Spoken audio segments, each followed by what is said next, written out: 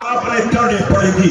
اللہ کا قرآن کہہ رہا تم خیر امت اخرجت للناس, تم بہترین امت ہو اس لیے کہ نمازیں بہت پڑھتے ہو, روزہ بہت رکھتے ہو. ارے اس طرح کی عبادتیں جو پہلی امتوں نے بھی کی تھی, ارے یہ تو تمہارے فرائض میں سے ہے, یہ تو تمہیں کرنا ہی کرنا پڑے گا. تم بہترین امت اس لیے ہو اخرجت للناس, تم دوسروں کی بھلائی کے بارے میں سوچتے ہو. اگر محلے میں آگ لگ جائے, اپنی آگ کو بجھانے کے ساتھ ساتھ, اپنے گھر کی آگ بجھانے کے ساتھ ساتھ محلے میں لگی ہوئی آگ کے بجھانے کی فکر کرتے ہو. خیر الناس من ينفع الناس, لوگوں میں سب سے اچھا وہ ہے جو اپنے لیے زندگی نہ جیے بلکہ دوسروں کی بھلائی کے بارے میں سوچے. کیا سب کے بچے یہاں مدرسے میں آتے ہیں؟ ارے جن محلوں کے بچے مدرسے میں نہیں آتے, جن فیملیوں کے بچے یہاں مدرسے میں نہیں آتے, جن گھروں کے بچے اللہ کا قرآن نہیں سیکھ رہے, اور ان کے گھروں پر جائیے, ان کی ٹھوڑوں میں ہاتھ ڈالیے, ان کے پیروں میں ہاتھ ڈالیے. خدا کے واسطے اپنے بچوں کو ضائع ہونے سے بچا لو, اپنے بچوں کو برباد ہونے سے بچا لو. ان کو مدرسے کے حوالے کر دو, ان کو اللہ کا قرآن سکھا دو, ان کو اللہ کا مبارک کلام پڑھا دو. پھر دیکھنا یہ بچے تمہارے لیے کتنا بہترین صدقہ جاریہ کریں گے. یہ مدرسے کتنی ضرورت ہے, ان مدرسوں کی کتنی اہمیت ہے.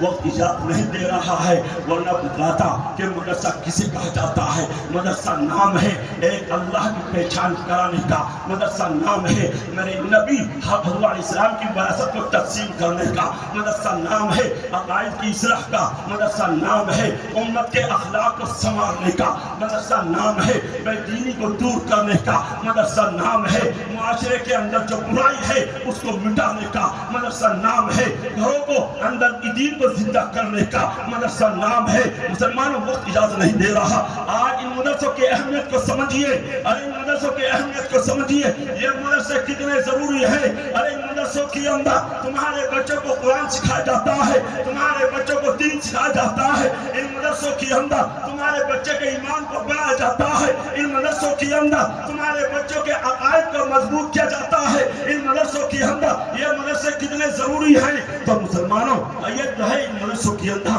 تمہارے بچوں کی زندگی کو اچھی بنانے کی کوشش کی جاتی ہے. تمہارے مدرسوں کے اندر تمہارے بچوں کی آخرت کو تباہ و برباد ہونے سے بچایا جاتا ہے. ہمارا معاشرہ, ہمارا سماج تباہی کی طرف جا رہا. ہمارے بہت سارے بچے ایسے ہیں جو مدرسوں سے دور ہیں. تھوڑی سی عمر میں, 10 سال کی عمر میں, 12 سال کی عمر میں, ارے کوئی ماں کے ہاتھوں سے نکل جاتا ہے, ماں باپ کے ہاتھوں سے, ماں باپ کے کنٹرول سے باہر ہو جاتا ہے. کوئی تمباکو کھاتا ہے, کوئی گٹکا کھاتا ہے, کوئی سگریٹ پیتا ہے. ارے حد تو یہ ہو گئی کہ بہت سے بچے شراب پینا شروع کر دیتے. مسلمانوں حرام ہے حرام. ارے ناپاک ہے ناپاک. جیسے پیشاب ناپاک ہے ایسے شراب ناپاک ہے. اگر پیشاب کپڑے کو لگ جائے آپ نماز نہیں پڑھ سکتے. اگر پیشاب کپڑے کو لگ جائے آپ کی نماز نہیں ہو سکتی ہے. اگر شراب بھی کپڑے کو لگ جائے آپ کی نماز نہیں ہو سکتی. مسلمان کہاں جا رہا ہے؟ دیکھو تو صحیح ہمارا معاشرہ, ہمارا سماج. مسلمانوں آج تمہاری اکثریت, مسلمانوں کی اکثریت مسلم ہے, مومن نہیں. خدا کی قسم اگر مومن ہوتی تو مسلمان دنیا میں ذلیل و خوار نہ ہوتا. وَلَا تَهِنُوا وَلَا تَحْزَنُوا وَأَنْتُمُ الْأَعْلَوْنَ إِن كُنتُم مُؤْمِنِينَ. اے مسلمانوں افسوس نہ کرو, گھبراؤ نہیں. ہمارا وعدہ اللہ کے راہ, اللہ کے راہ ہمارا وعدہ ہے. سب سے بلند تم ہی ہوں گے ان کنتم مؤمنین, اگر تمہارا ایمان کامل ایمان ہوگا, اگر تم پورے مومن ہوں گے. ارے سب سے بلند تو امریکہ ہے, سب سے بلند تو برطانیہ ہے, سب سے بلند تو یورپ ہے, سب سے بلند تو اسرائیل ہے. آج امت مسلمہ کی جو پٹائی ہو رہی اور جو یہ عذاب آ رہا اللہ کی اجازت سے آ رہا. اللہ کی اجازت کے بغیر تو ایک پتا بھی جنبش نہیں کھاتا. اور نوجوانوں لکھ کے لے جانا, یہ عذاب جاری رہے گا جب تک کہ مسلمان اللہ کی طرف رجوع نہ کرے, جب تک کہ مسلمان اللہ سے معافی مانگنے والے نہیں بنیں گے, جب تک کہ مسلمان میرے نبی حضرت علیہ السلام کے طریقے کے اوپر عمل کرنے والے نہیں بنیں گے, یہ عذاب جاری رہے گا. مسلمانوں یہ لکھ کر کے لے جانا. آج جو ہے میرے محترم اللہ کے رسول صلی اللہ علیہ وسلم کے لاہ دین کا مذاق اڑایا جاتا ہے, سنتوں کا مذاق اڑایا جاتا ہے, ہمارے گھروں کے اندر دین کا مذاق اڑایا جاتا ہے. خیر میرے محترم میں عرض کر رہا تھا کہا کہ شراب پینا حرام ہے اور شراب ناپاک ہے، اور جیسے پیشاب ناپاک ہے شراب بھی ناپاک ہے۔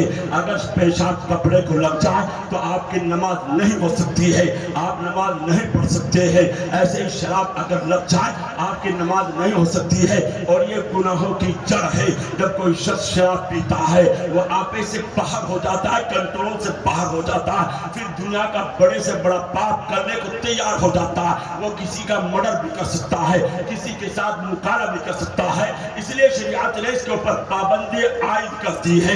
اللہ کے قرآن نے کہا یا ایھا الذین آمنوا انما الخمر والمیسر والانصاب والازلام رجس من عمل الشیطان۔ اے مسلمانوں، یہ شراب، یہ جو ہے جوا، سٹے بازی، یہ ساری چیزیں گندی چیزیں، یہ ناپاک، اللہ نے اسے گندی چیز اور ناپاک قرار دیا۔ اپنے کو بچاؤ، اپنے بچوں کو بچاؤ، اپنی اولاد کو بچاؤ۔ معلوم ہے ارے کتنا بڑا گناہ ہے، معلوم ہے کتنا بڑا پاپ ہے۔ حدیث شریف کے اندر آتا ہے جب کوئی شراب پیتا ہے اتنا بڑا گناہ ہے، اتنا بڑا پاپ ہے، اس کے سینے سے ایمان کو نکال دیا جاتا ہے۔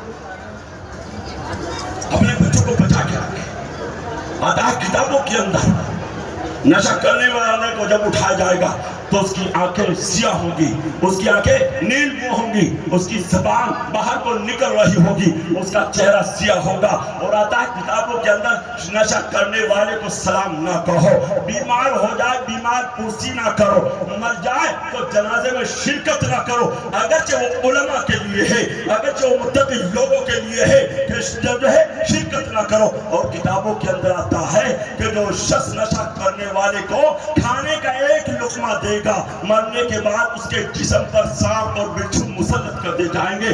اور آتا ہے کتابوں کے اندر اتنا بڑا گناہ ہے کہ نشہ کرنے والے کو جو قرض دے گا اتنا بڑا گناہ ہے جیسا کہ اسلام کے مٹانے میں مدد کی ہو۔ عبداللہ بن مسعود رضی اللہ تعالیٰ عنہ فرماتے ہیں کہ جب نشہ کرنے والا مر جائے تو مجھے اس کو دفن کر دیا جائے، مجھے پکڑ لیا جائے، اس کی قبر کو کھول کر کے دیکھا جائے، اگر اس کا چہرہ قبلے کی طرف سے ہٹا ہوا نہ پاؤ تو مجھے قتل کر دو۔ کیا مطلب؟ یعنی نشہ کرنے والے کا چہرہ مرنے کے بعد قبلے کی طرف سے ہٹا دینا تھا۔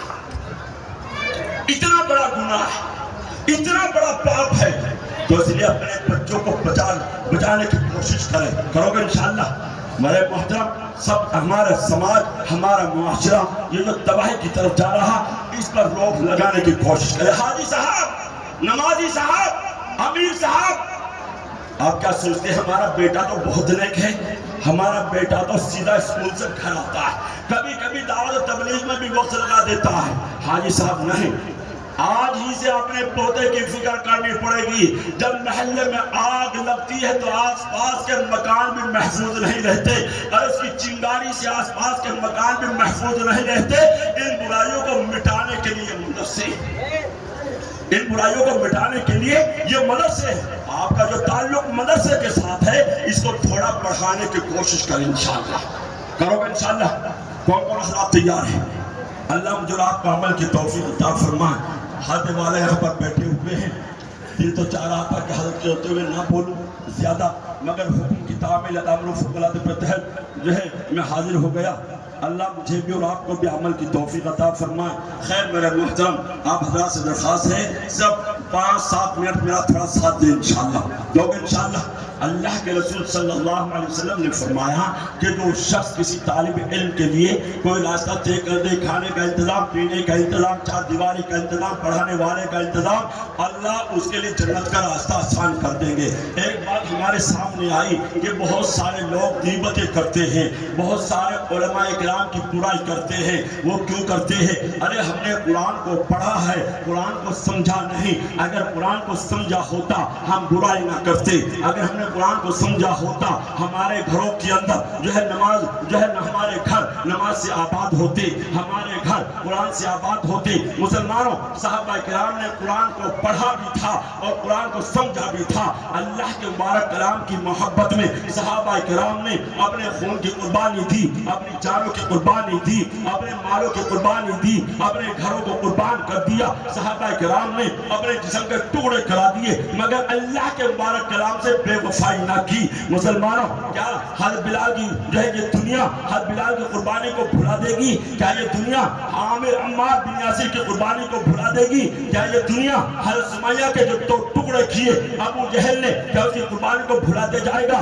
نہ ہی مسلمانوں، صحابہ کرام نے کہا اے قرآن تو اللہ کا کلام ہے، تو اللہ کی آواز ہے، تو اللہ کی وجود سے نکلا ہوا ایک نور ہے، تو اللہ کا پیغام ہے، تو جس چیز کا حکم کرے گا ہم اس کے لیے تیار ہیں۔ اللہ کے قرآن نے کہا یا ایھا النبی قل لازواجک وبناتک ونساء المؤمنین یدنین علیہن من جلابیبہن۔